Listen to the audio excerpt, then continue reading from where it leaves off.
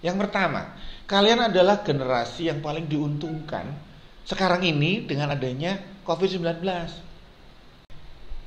Dunia virtual ini akan lebih dominan nanti. Dominan. Yang terjadi nanti, manusia itu sudah membedakan mana yang maya dan mana yang asli, itu bingung.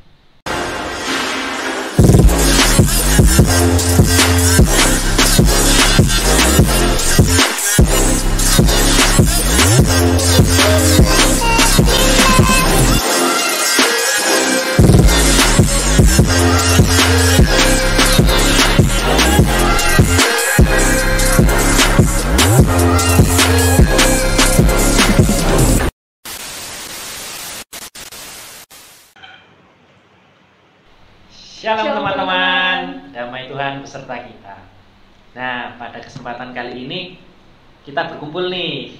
Nah, kita berkumpul tuh mau apa ya Mbak Efra? Hari ini pemuda GKJ Sidarja mengadakan acara baru nih, namanya acara podcast. Oh, podcast. Buat teman-teman yang belum tahu nih, podcast apa sih itu? Nah, gampangan nih, secara gampangnya podcast itu seperti radio. Bedanya kalau radio itu kita perlu stasiun radio dan mungkin resmi. Kalau podcast ini kita lebih gampang atau lebih mudah diakses untuk orang-orang milenial zaman sekarang. Nah, podcast ini kita mau bahas apa sih Mbak Ebra? Kalau zaman sekarang nih ya, ini kan kita lagi boomingnya di rumah terus di rumah. Terus pemerintah tuh apa ya, istilahnya kemarin mengumumkan berita baru kalau mau ada new normal kayak gitu. Oh, ya, new normal iya. New normal itu seperti apa sih? Gitu. Mungkin kita yang masih muda nih, masih remaja pemuda kan masih belum tahu apa sih itu new normal. Jadi rencananya hari ini kita bakal sharing informasi tentang new normal itu sendiri. Nah, teman-teman, jadi kita diberi tema nih, menjadi pemuda Kristen pada kehidupan new normal sesuai dengan ajaran Kristus. Untuk itu, kita telah menyiapkan narasumber. Siapa narasumbernya? Kita ambil narasumbernya langsung dari seorang pendeta di GKJ Sidarja, yaitu Pak Pendeta Handono. Selamat datang, selamat bertemu Pak Handono. Ya, selamat bertemu Mas Gayo, Mbak Efra. Selamat bertemu teman-teman semua, pemuda remaja GKJ Sidarja maupun pemirsa dimanapun, pemuda dimanapun. Jadi kita mau bahas new normal nih Pak Pendeta. Ya. Kira-kira teman-teman udah siap belum nih dengerin? Siap. Oke. Ngomong-ngomong soal new normal ini Pak Pendeta. Ya. Sebenarnya new normal itu apa sih? Karena ini kan mungkin bagi para pemuda-pemuda remaja ya, terdengar asing. Nah, kira-kira new normal itu apa? Istilah new normal ya. Mungkin banyak yang belum tahu bahwa sebenarnya istilah new normal itu istilah yang sudah lama, tapi sekarang ngetren lagi, booming lagi ya istilah new normal. Sebenarnya istilah new normal itu lahir sejak tahun 1997. Kalian belum lahir kayaknya ya. 97. Ya, 97. Ada yang sudah lahir, ada yang belum lahir kalian ya. Tahun 97 itu terjadi yang namanya krisis moneter, yaitu krisis keuangan atau ekonomi di seluruh dunia. Dan ini dampaknya serius ya. Sehingga bagaimana masuk setelah atau pasca krisis ini, tatanan ekonomi seperti apa, maka pada waktu itu lahirlah istilah new normal. Jadi sebuah tatanan ekonomi dan sosial yang baru pasca krisis moneter. Dan ketika tahun 2000-an ke atas itu muncul lagi istilah new normal ini, booming lagi. Tapi bukan masalah ekonomi, tetapi masalah isu tentang lingkungan hidup.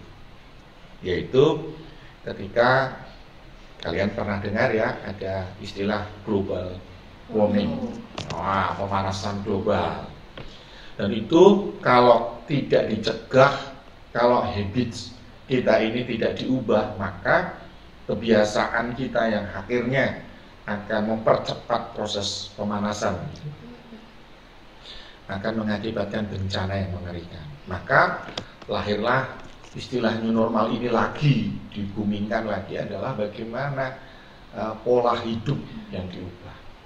Dan sekarang ini di tahun 2020 lahir lagi ini ya, booming lagi istilah new normal. Kalau sebelumnya soal ekonomi, lalu soal lingkungan hidup, dan kalau sekarang ini isu ini lahir, istilah new normal ini lahir karena isu tentang kesehatan ya, tentang COVID-19. Jadi intinya adalah bagaimana kita membangun sebuah habit atau kebiasaan pola hidup yang baru pasca sesuatu, itu namanya new normal. Sebenarnya tidak perlu bingung, sebenarnya setiap kita ya, ini agak panjang ya penjelasannya tentang new normal dulu. Setiap kita ini sebenarnya sudah mengalami yang namanya new normal, tapi sifatnya personal. Contoh misalnya, kalian pernah SD, lulus lulus. Nah, ketika masuk ke SMP, kalian itu sebenarnya masuk ke new normal. Adaptasi perubahan, punya teman baru, ya, guru baru, proses belajar yang mungkin juga berbeda.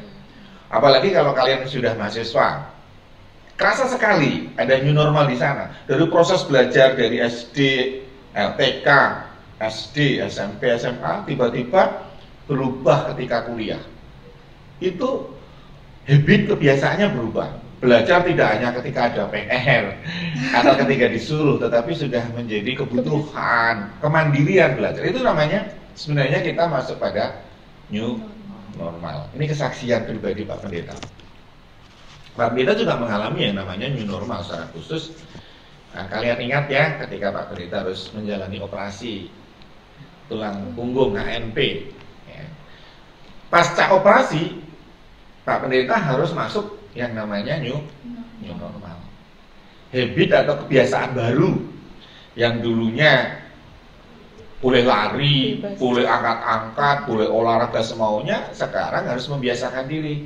Nggak boleh lari, nggak boleh olahraga berat, nggak boleh angkat jinjing, bahkan untuk bangun tidur itu harus dengan tata cara, harus miring, harus menggunakan tangan sehingga punggung tidak terbebani dan sebagainya. Itu namanya new normal. Jadi kebiasaan baru karena melewati sesuatu. Nah, kalau sekarang ini ya, kita ini harus membangun habit atau kebiasaan baru setelah ada virus corona atau COVID-19 ini. Bagaimana itu? Ya, bagaimana itu kita menjalani new normal? Ya, seperti protokol kesehatan yang sudah kita dengar ya. Kita sekarang sudah tidak bisa lagi berjabat tangan, berpelukan, cipika-cipiki. Bahkan sekarang kita harus pakai masker. Nah, ini di sini saja yang nggak pakai masker ya, supaya lebih ganteng dan cantik ini nggak pakai masker. Nah, harus pakai masker, ada jarak di antara kita sekarang ini. Lalu ini nanti juga bukan hanya persoalan persoalan 1-2 orang, tetapi ini sudah menjadi persoalan dunia new normal ini. Jadi kita harus membiasakan sesuatu yang baru. Karena memang kalau kita dengar ya, COVID-19 ini vaksinnya bisa jadi 2-3 tahun baru ditemukan ya. Dan sebenarnya vaksin itu juga bukan obat loh. Jangan salah, kesannya kalau vaksin itu obat, berarti kalau sakit disuntik dengan vaksin. Bukan. Vaksin itu ketika ditemukan virusnya ini lalu dilemahkan, lalu dia akan jadi vaksin. Itu artinya ketika dilemahkan dia dimasukkan ke tubuh, sehingga tubuh kita itu memiliki imunitas. Imun kita terbangun mendeteksi virus itu ya, sehingga muncul kekebalan di dalam tubuh kita. Itu masih membutuhkan waktu yang cukup lama. Sehingga ya kita harus punya tatanan baru. Karena tidak bisa kita kan terus berdiam diri di rumah. Bagaimana kalau berdiam diri di rumah terus? Gerak ekonomi harus berputar, no? Negara kita ini hidup dari gerak ekonomi itu juga. Lah kalau semua di rumah, ya hancur negaranya, hancur kehidupan rumah tangga kita, akan kesulitan semuanya. Maka new normal ini akan segera dilakukan. Begitu kira-kira istilahnya new normal.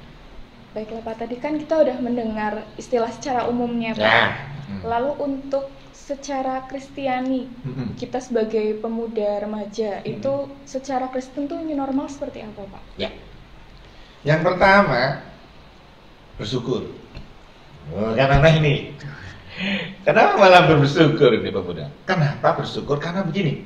Yang pertama, kalian adalah generasi yang paling diuntungkan sekarang ini dengan adanya COVID-19.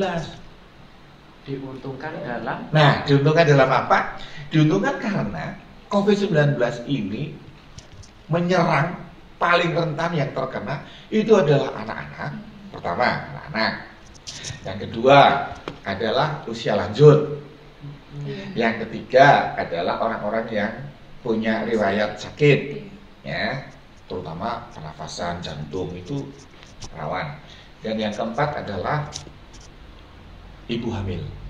Nah, itu berbahaya. Nah, kalian pemuda ini adalah generasi yang paling kuat sebenarnya untuk menghadapi virus 19 ini, COVID-19 ini ya. Kalian bersyukur, kalian ketika virus ini datang, kalian sedang kuat-kuatnya. Jadi kalian ini sebenarnya patut bersyukur dengan COVID ini. Lalu yang kedua, sebagai pemuda yang punya tadi ya kemampuan dan imunitas yang kuat itu, selain Anda bersyukur, Anda atau kalian juga tidak boleh takut. Tidak boleh takut menghadapi COVID-19 ini. Dan bagaimana memasuki new normal? Nah, kalianlah yang sebenarnya sekali lagi diuntungkan. Loh, apalagi itu, apalagi di new normal ini nanti itu apa yang kebiasaan kalian sudah lakukan selama ini dengan dunia online atau virtual, kalian masih sementara ini kan online atau dunia virtual atau digital itu hanya sebatas pertama untuk game. Nah, kalau tidak, yang kedua adalah untuk belanja. Belanja. Nah, sekarang ini dengan new normal, segala sesuatu menuju ke digital, menuju ke virtual. Dan kalian sudah menguasai itu. Tapi sekarang akan dikembangkan. Ya, bukan hanya untuk game dan online belanja, tetapi di sana sudah belajar nanti sudah virtual. Lalu bersosial. Ya, selama ini kalian kan sudah bersosial lewat itu, tetapi itu nanti akan lebih luas. Ya, dan ini kalian yang menguasai. Sehingga nanti di dalam tatanan new normal ini kalianlah yang menjadi semacam penggerak kehidupan ini. Ya, yang tua-tua harus menyadari ya, sudah nggak boleh keluar rumah. Bahkan ini yang cukup mengkhawatirkan ini, akhir-akhir ini kita bisa mendengar tentang peraturan yang dalam new normal nanti dalam gereja itu aktivitas anak-anak, aktivitas adiuswa atau lanjut usia itu sangat terbatas. Mereka nggak boleh kumpul-kumpul lagi, sekolah minggu nanti sudah nggak seperti dulu. Adiuswa sudah kemungkinan kebaktian juga sudah nggak boleh kalau dia punya riwayat sakit, apalagi lanjut usia. Nah, sekarang yang mengisi siapa? Kalianlah yang mengisi. Jadi antara dunia virtual dan dunia offline ya, itu harus tetap berjalan dua-duanya. Dan dalam new normal ini kalianlah yang paling berperan ya. Jadi bersyukurlah kalian sekarang ini sebagai pemuda remaja adanya COVID-19 ini. Saya kira itu ya tantangan kalian sebagai pemuda Kristiani dalam new normal ini. Apalagi akan kita bahas. Nah, terlepas dari tadi ibadah untuk umum ya, kan ada juga nih beberapa gereja yang harus melakukan, ya bukan harus ya, ada yang sistemnya ibadah khusus pemuda. Ya. Nah, kira-kira nantinya ke depan gambarannya gimana ya? Apakah tatanan ini harus juga dirubah? Apakah tetap? Itu kedepannya gimana kira-kira? Kalau kita nggak siap berubah ya kita akan tertinggal ya. Pasti dengan new normal ini akan muncul nanti perubahan-perubahan yang menyertainya. Kalau dulu ada khusus kebaktian pemuda gitu ya, bisa jadi besok sudah bukan kebaktian pemuda, khusus kebaktian pemuda, tetapi yang berperan adalah para pemuda. Nah, tetapi kebaktian ini bisa untuk kebaktian semuanya. Bahwa bentuk kebaktian, isian kebaktian, modelnya bisa sangat terbuka. Apalagi ketika sudah online atau virtual. Jemaat itu bisa mengkonsumsi. Kalau dulu kita konsumsi ibadah itu hanya di gereja sendiri, ya. Kalaupun harus beribadah ke gereja lain ya sembunyi-sembunyi, diam-diam gitu kan. Nah sekarang kita bisa mengikuti ibadah, tinggal klik saja, kita bisa mengikuti ibadah dimanapun. Dan gereja yang tidak bisa mengadakan virtual, ibadah virtual atau online yang bagus, ya bisa ditinggalkan nantinya. Nah sehingga sekarang ini memang tugas kalian harus belajar tentang teknologi komunikasi dan informasi yang memang besok ini sebentar lagi ini memang menjadi mainnya ya dalam dunia kita sekarang. Ada lagi? Itu tadi dampak dalam bergerejanya sendiri ya, Pak, ya untuk ya. Pemudanya sendiri. Ya. Lalu apakah dengan adanya pandemi COVID-19 ini akan memunculkan reaksi ataupun respon terhadap perilaku yang mungkin nanti muncul pada remaja pemuda Kristen seperti itu? Ya. Gambarannya mungkin sebelum ke reaksi pemuda Kristen ya, sekarang ini di Amerika sedang terjadi kerusuhan. Sudah dengar belum? Amerika ini terjadi kerusuhan gara-gara ada seorang yang penjahat yang ditangkap polisi dan akhirnya mati kulit hitam. Sekarang ini menjadi yang rasis ya. Yang dikhawatirkan dalam new normal ini nanti adalah memang emosional orang itu tinggi, sensitivitasnya tinggi. Sehingga kalau ada kejadian-kejadian yang kecil saja itu bisa menjadi sentimen yang menjadi pemicu gerakan massa yang lebih gede. Dan sebenarnya itu yang dikhawatirkan pemerintah. Ya, apapun pilihan pemerintah sekarang ini ya, apakah akan segera memberlakukan new normal atau masih PSBB, itu semuanya punya konsekuensinya. Dan sebagai pemuda, kalian harus kritis sekarang. Di medsos kita ini sebenarnya seringkali lebih banyak hoaxnya dari berita-berita yang benar gitu ya. Nah, kalian harus kritis, kalian tidak mudah terpancing, dan kalian harus melihat bahwa secara luas, secara konstruktif, apakah memang informasi yang kita terima, apa-apa yang disodorkan itu bermanfaat. Nah, kalau untuk pemuda Kristen sendiri, ya ini kalau tadi mentalitasnya bersyukur dengan ini, maka kalian terpanggil untuk melayani. Terpanggil untuk melayani gitu ya. Oh, ini sekarang zamanku, inilah tugasku gitu. Tapi bagi mereka yang selama ini memang asik dengan kesendiriannya, ya, dengan keegoisannya, berbahaya sekali. Ini akan semakin menuntut dia nggak mau bergaul, ya, dia asik dengan kesendiriannya. Ya. Padahal sebenarnya sekarang sudah tidak ada kata sendiri, ya meskipun dia sendiri secara di HP, tetapi sebenarnya dia kan sudah bersosial kemana-mana. Nah, sekarang fungsinya adalah jangan sampai kita bersosial di luar yang sangat luas, tetapi kita sendiri tidak menjalin sosial untuk gereja kita. Ini menjadi tantangan pemuda-pemuda khususnya.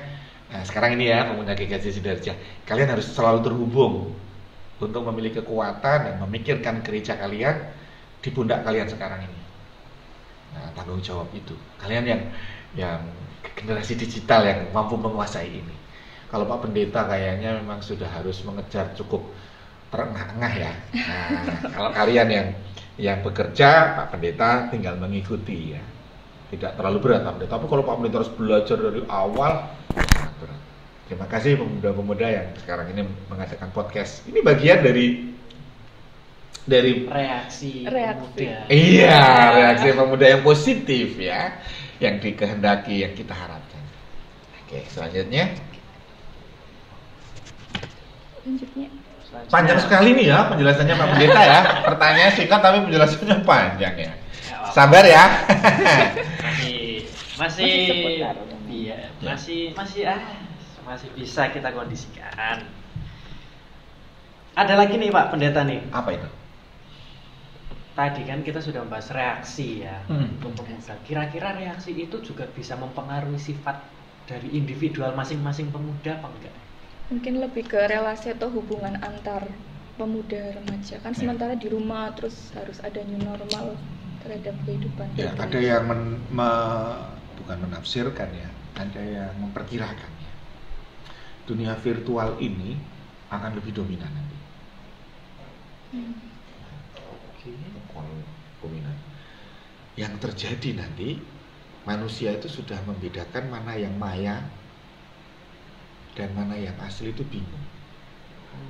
Orang sudah masuk ke virtual dunia maya ini sehingga ini yang nyata, yang asli, sehingga justru yang tidak maya ini yang palsu. Wah, mengerikan. Jadi ketika terjadi perjumpaan fisik ini malah nggak nyata, karena ini sudah bukan kebiasaan lagi. Kebiasaan kita adalah berjumpa dalam virtual itu ya, yang maya itu. Perjumpaan kita di sana. Jadi ketika perjumpaan fisik malah dianggap maya. ini bisa terjadi itu resikonya. Nah, bayangkan kalau itu terjadi di gereja, perjumpaan fisik malah dianggap maya ya. Ya apalagi sekarang kan maya kan nggak boleh dekat-dekat, nggak boleh bersalaman. Sementara di virtual nanti boleh, mau bersalaman, mau berpelukan, berpelukan. Iya, di sana nanti itu kesannya nyata di sana. Nah begitu yang offline begini, ini malah dianggap tidak nyata. Itu mengerikan itu nanti. Tapi itulah perubahan yang mau tidak mau harus diterima, ya. Harus menyiapkan ke sana. Ya, apalagi. Nah, kita tadi sudah banyak nih dengerin masalah new normal maupun secara Kristiani dan sebagainya. Kira-kira untuk hubungan ini nanti ke sesama pemuda ini apa sih perbedaannya antara sebelum dan sesudah? Sebelumnya itu kita gimana sih, sesudahnya nanti kita gimana sih? Nah, itu nanti ada nggak sih perbedaan hubungan ke sesama pemuda, hubungan relasi ke sesama pemuda? Ya.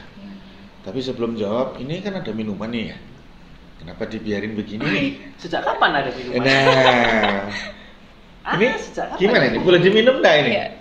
Monggo. Minum dulu ya. Mari kita minum. Minum dulu. Sejenak. Sebentar, ini disediakan oleh siapa sih nih, Mas Kayu dan Mbak Afra? Nah, ini disponsori langsung. Ada sponsornya ya? Oleh siapa ini? Gak ada tulisannya. Tapi tahu nggak ini minuman apa? Ini minuman boba. Nah, kita dapat boba ini dari sponsor kita, yaitu Mas Yuda. Ini minta tisu dong. Tisu.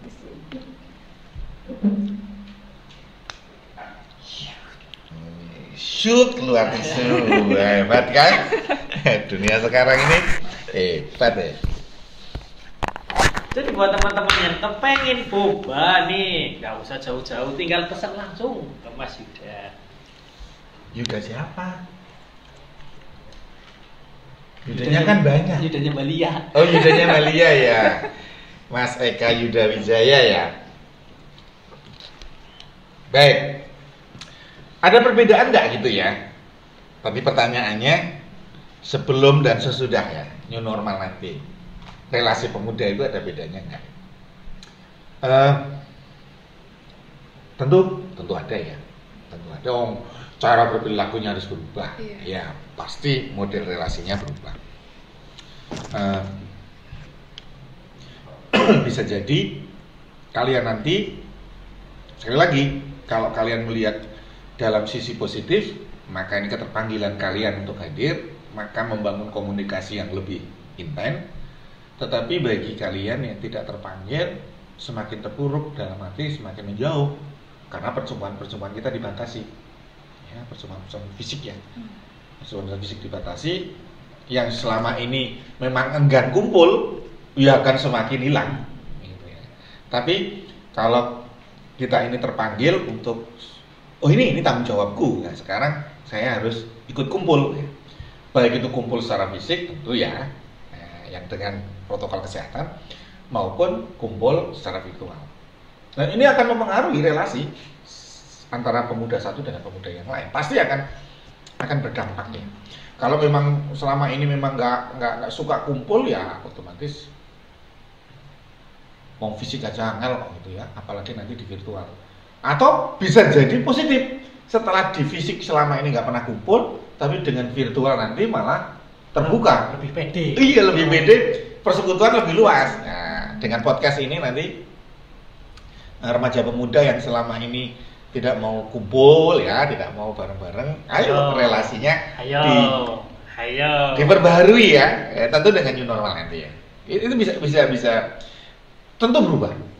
Nah, harapannya adalah perubahan yang nyata, positif. Yang positif ya. Baiklah, tadi kan sudah bahas tentang hubungan relasi sesudah dan sebelum pandemi Ya. itu seperti apa. Baiknya itu yang positif gitu ya Pak ya. Lalu ada nggak sih Pak pesan ataupun saran tips bagi remaja pemuda dalam menjalani kehidupan new normal ini Pak di Ya. tengah pandemi ini? Iya. Ada firman Tuhan ya di dalam Yohanes, yang ini Pak Nono sangat senang karena sangat indah ini ya. Tidak berarti firman yang lain tidak indah loh ya. Nah, Sebentar, ini dibuka dulu. Ya, di dalam Injil Yohanes pasal 17.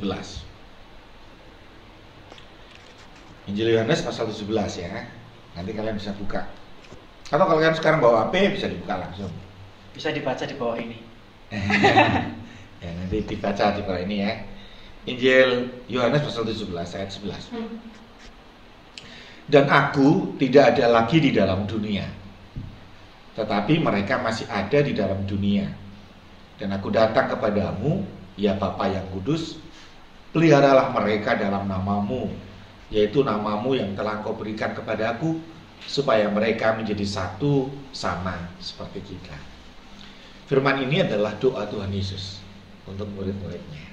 Ya, ketika Tuhan Yesus akan mengakhiri misinya, karya penyelamatan itu, Tuhan Yesus akan kembali ke surga. Dan ketika Tuhan sudah menyelamatkan dunia ini, kan tidak serta-merta mereka yang diselamatkan dibawa ke surga kan? Nah, mereka masih tinggal di bumi.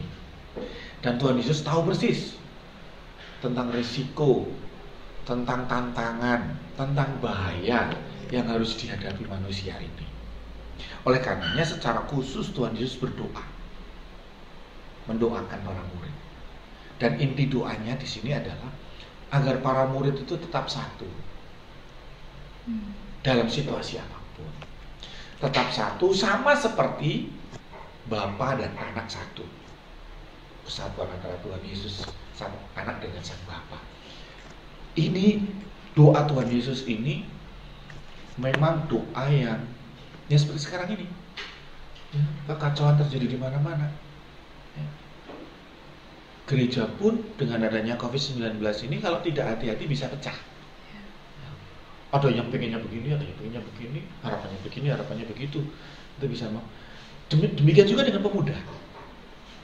Bisa dibayangkan sekarang dengan dunia virtual ini, kalian bisa kemana-mana. Tetapi harapannya, doanya, meskipun kalian bisa kemana-mana, tetapi kalian tetap satu.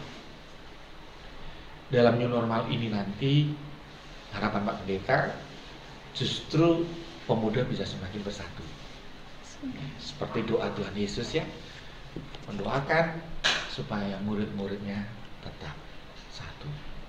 Itu pesan atau harapan Pak Pendeta ketika kalian nanti kita semua masuk ke new normal sebagai pemuda yang generasi paling diuntungkan sekarang ini, tetapi juga sekaligus di pundak kalian tanggung jawab ini, kalian tetap menjadi satu. Itu firman Tuhan yang untuk saat ini menjadi kekuatan kita semua. Ada lagi? Apalagi nih? Apalagi ya ini yang mau kita bahas ya. Luar biasa loh ini loh, panjang ini bahasan kita ini ya. Teman-teman bosan belum nih? Ayo udah pada bosan belum? Kalau bosan minum dulu. Minum dulu. Ya, ini termasuk ini Pak Pendeta ini generasi yang harus belajar dari kalian. Ini kan minuman kalian ini ya. Pak Pendeta mencoba menikmati minuman ini. Ada lagi nggak nih kira-kira? Ya kalau cukup nggak usah dipaksain, nggak usah dicari-cari. Tambah panjang ya? Iya tambah panjang. Yang penting tema soal ini ya, tema soal new normal. normal. Jadi kesimpulannya, yang pertama kehidupan new normal itu sendiri berarti bagaimana kita bisa mengubah perilaku kita untuk beradaptasi terhadap situasi ataupun bencana COVID-19 yang sedang melanda di Indonesia saat ini. Kemudian untuk apa lagi nih? Apa ayo? Secara remaja pemuda secara Kristen untuk new normal itu sendiri kita adalah sebagai generasi yang harus patut bersyukur karena kita adalah generasi yang memiliki sistem imun yang kuat seperti yang tadi dikatakan oleh Bapak Pendeta. Dan tidak boleh takut karena kita menjadi remaja yang paling diuntungkan terhadap situasi pandemi saat ini. Dengan berbagai macam aktivitas virtual yang memang secara remaja pemuda itu sudah mengenal dibanding yang lebih tua ya. Lalu untuk kami sadar kok. Iya. Kalian lebih jago. Kemudian untuk harapan kedepannya ini Bapak Pendeta menginginkan kita sebagai remaja pemuda untuk menjadi tetap satu walaupun mungkin selama pandemi kita berada di rumah, aktivitas bergereja ditunda, kita tidak bisa berkumpul bersama dengan teman-teman satu gereja. Tapi harapannya dengan tatanan new normal ini, para pemuda nanti ketika akan diberlakukan sistem new normal di gereja itu ya Pak, berharapnya dapat relasinya tetap menjadi satu sama seperti sebelum pandemi ini. Gimana yuk, ada tambahan? Dan teman-teman jangan lupa ada dampak yang luar biasa hebat nih dari new normal. Apa sih dampaknya? Tadi Pak Pendeta menyampaikan bahwa ada dampak yang positif dan ada dampak yang negatif. Nah, kita bahas dulu yang negatif nih. Kenapa yang negatif dulu sih? Karena yang positif selalu datang belakangan. Untuk mengakhirinya harus dengan yang positif dong, masa yang negatif. Happy ending ya. Happy ending. Kalau kata orang, pahlawan selalu datang belakangan.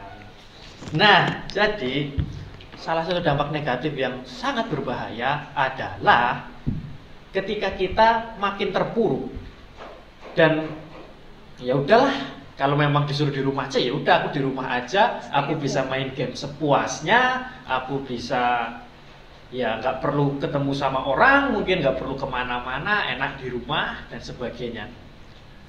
Mindset yang seperti itu sangat berbahaya nantinya ke depan karena ya kita akan makin terpuruk, kita nggak tahu dunia luar seperti apa dan akhirnya bablas atau semakin jauh terbenam. Untuk itu kita harus selalu berpikir positif sehingga dampak positifnya bisa tercapai. Apa sih dampak positifnya? Adalah kita sebagai pemuda remaja nih ya, ya kita harus menjadi siap untuk berubah dan membawa perubahan.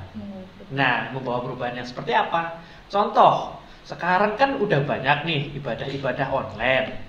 Nah, kedepannya mungkin ya kita harus berpartisipasi, kita harus membuat sesuatu yang online seperti podcast ini nih, supaya teman-teman yang lain atau bahkan nggak cuma pemuda, anak-anak, bapak ibu dan bahkan yang sudah lanjut usia pun bisa menikmati. Nah, itu salah satu yang harus dampak positif yang harus kita miliki, sebuah sifat positif, sehingga nantinya kita sebagai penggerak dapat melakukan hal yang positif bagi kita sendiri dan bagi sesama kita. Itu Pak Pendeta, terima kasih sudah mau sharing, bertemu, kita ngobrol bareng buat para pemuda khususnya sekarang. Semoga bisa dinikmati di semua kalangan umur. Terima kasih, mungkin akan kita akhiri. Stay home, be safe, dan shalom. Bye bye.